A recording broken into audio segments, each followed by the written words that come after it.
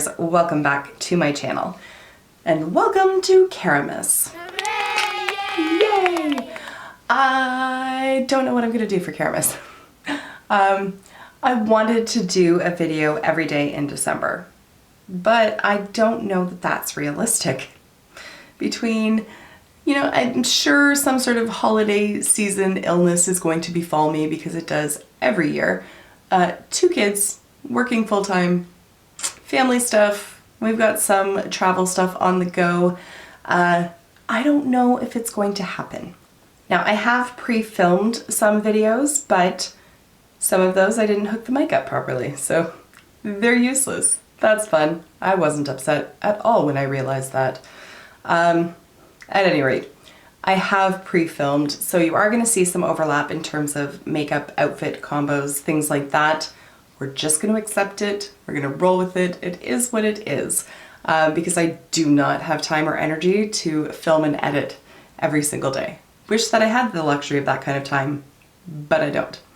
So we'll see, right? We're gonna aim for the moon and fall amongst the stars is what's most likely going to happen, but we're gonna give it the old college try.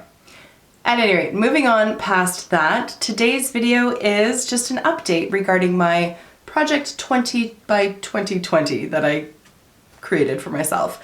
If you didn't catch the initial one, I will try to remember to link it up here, but it's just a 2-month project pan of sorts. So I have pulled out 20 items and I'm trying to finish them by the time the year 2020 arrives. And I have to say, I will spoil it up front, I'm making really good progress. So what I'm going to do for today's video is, rather than rehash all 20, I'm just going to show you the ones that have actually finished at this point, and then we'll see where we get with the remainder of the items at the end of December. So no particular order here, so I'm just going to grab and talk. One is the MAC Paint Pot in Soft Ochre. I was not trying to finish this one up. I really just wanted to hit the glass at the bottom of the jar, and mission accomplished. So there we have it, and it's getting rather substantial. So rather than put it back in the drawer and then bring it out in a few months' time, I'm just continuing to use this one. It is rather old, and I don't want it to dry out. It's still going strong, and I'm really impressed by the longevity of this product, because I've had this, I'd say, at least 2 years at this point, but it's still going strong, so I'm just going to keep trucking away at that one. This one here I just finished today, and this is my rollerball for Chloe Love Story. I do have the full-sized, it's sitting right back there.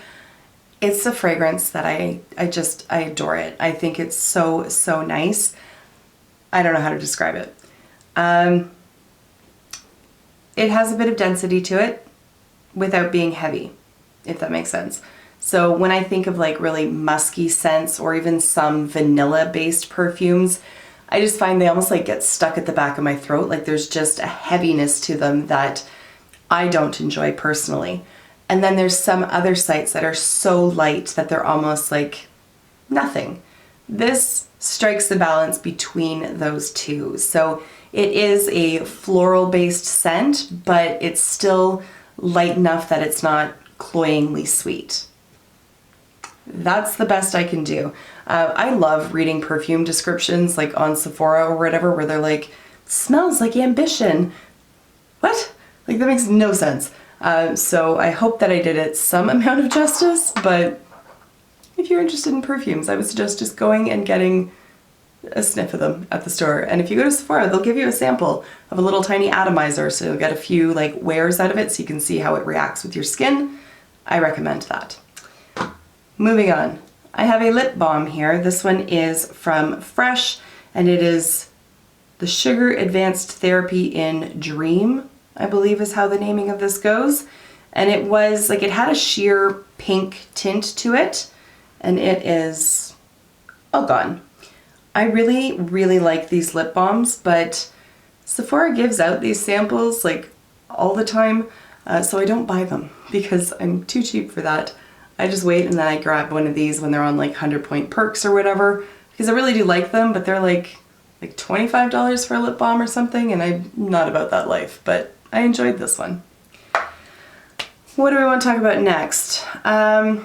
Let's stick with lips, and this is a liquid lipstick remover.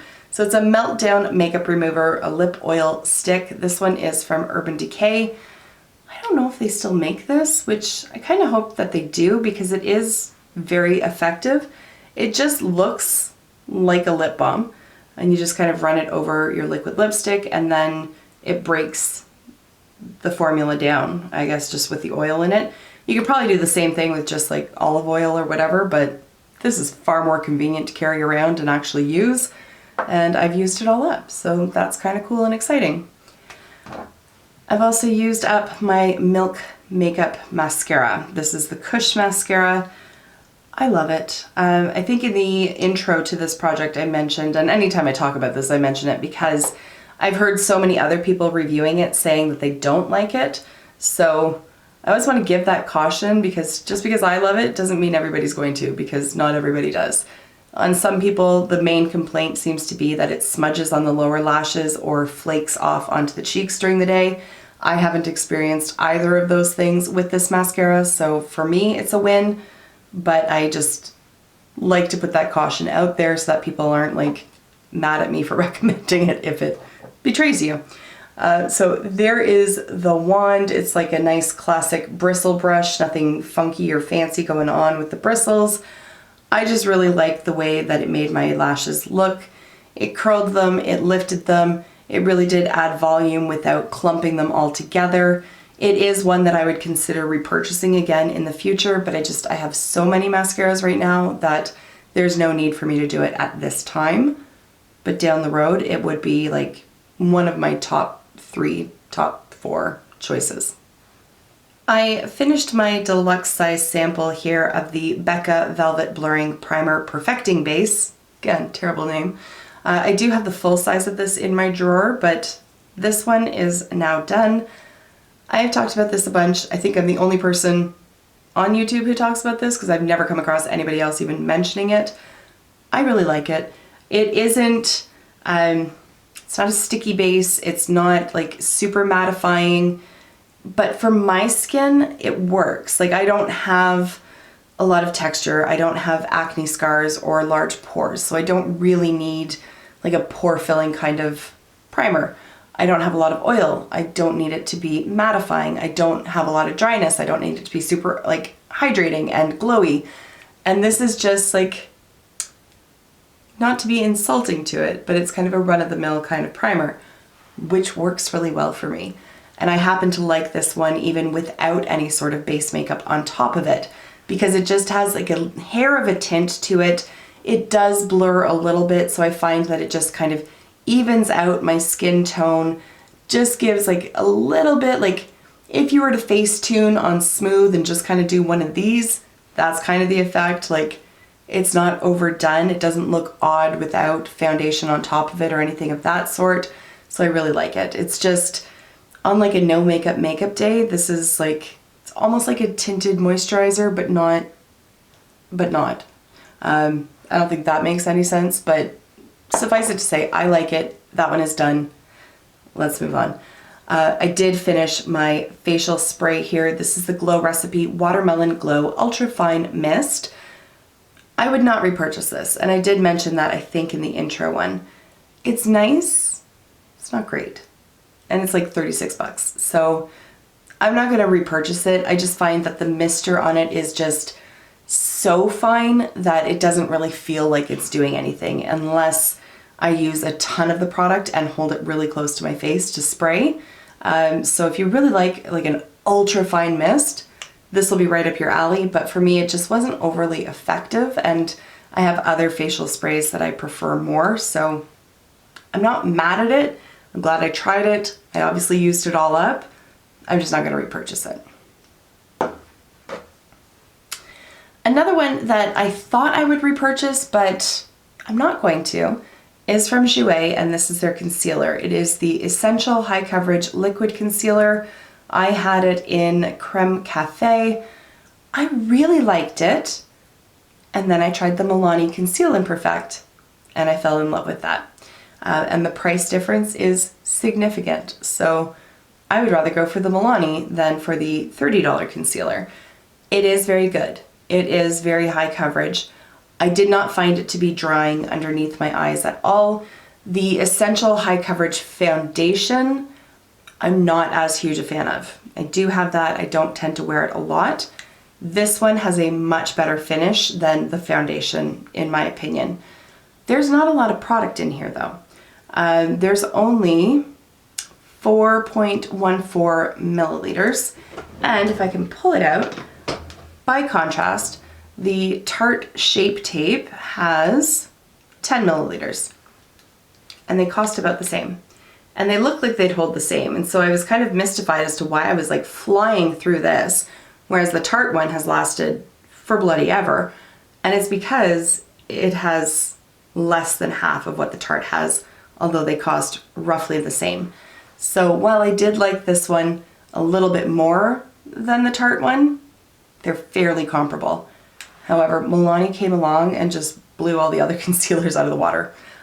So it's like $12 at Walmart here in Canada, so I would just continue to purchase that one than either of these 30 some odd dollar options.